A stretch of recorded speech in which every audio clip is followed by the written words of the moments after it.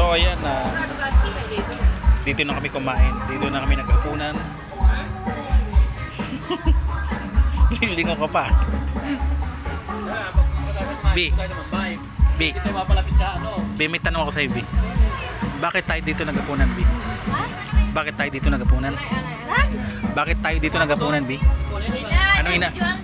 Anong inaabangan natin dito, B?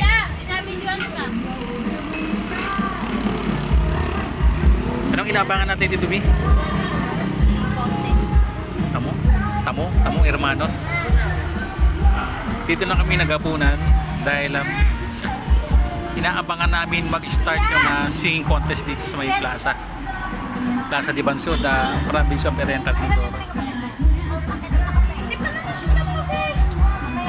So excited na kami at yun, tapos na kami kumain.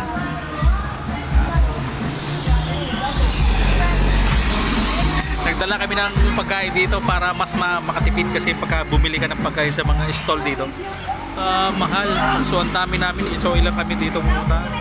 3, 4, 5, 6, 7, 8 takbo nito?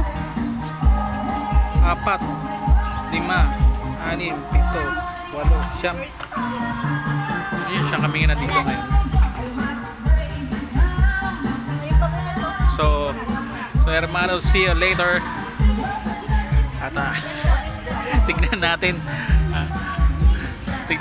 no, Magarbo I think well organized yung yung gaganaping singing contest kasi parang kalam yung stage parang meron siyang magko-concert.